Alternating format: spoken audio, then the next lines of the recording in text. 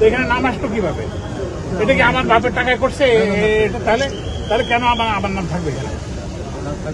Dhaka bypass এক্সপ্রেসওয়ের একটি গুরুত্বপূর্ণ অংশ আজ আনুষ্ঠানিকভাবে খুলে দেওয়া হলো। উদ্বোধনের নাম ফলকে নিজের নাম দেখে ক্ষিপ্ত হয়ে ওঠেন সড়ক পরিবহন ও সেতু মন্ত্রণালয়ের উপদেষ্টা মোহাম্মদ ফাউজুল কবির খান। তিনি কর্মকর্তাদের প্রশ্ন করেন, এটা কি আমার বাপের টাকায় করেছো? তাহলে কেন আমার নাম থাকবে? তোমরা তো এগুলো জানো না? এখানে নাম আসতো কিভাবে? এটা কি আমার বাপের টাকায় করছে? এটা তাহলে কেন আমার নাম থাকবে এখানে? নাম থাকবে না, পরে তাৎক্ষণিকভাবে নাম ফলক পরিবর্তনের নির্দেশ দেন তিনি। এরপর ফিতা কেটে আনুষ্ঠানিকভাবে 18 কিলোমিটার সড়কটির উদ্বোধন করেন।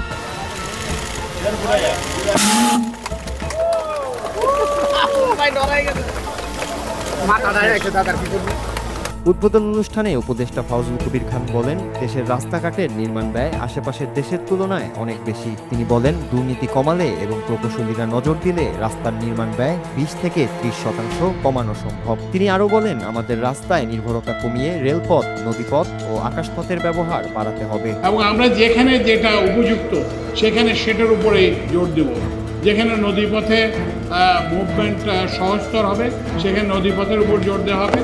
যেখানে রেলের জন্য সহজতর হবে সেখানে রেলের যাতায়াত করতে হবে।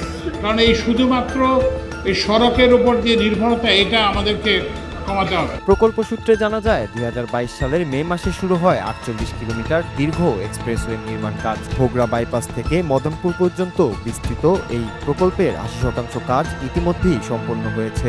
নির্ধারিত সময় অনুযায়ী পুরো এক্সপ্রেসওয়ে হস্তান্তরের শেষ সময়সীমা 2026 সালের জুন মাসে।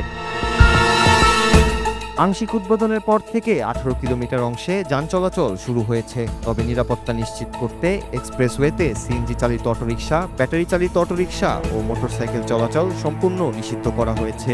একই সঙ্গে আংশিকভাবে টোল আদায়ও শুরু হয়েছে, যা দ্রুত, নিরাপদ ও নিয়মিত যাতায়াত নিশ্চিত করবে বলে আশা প্রকল্প সংশ্লিষ্টদের। Noor Raju, Bangla TV, news desk.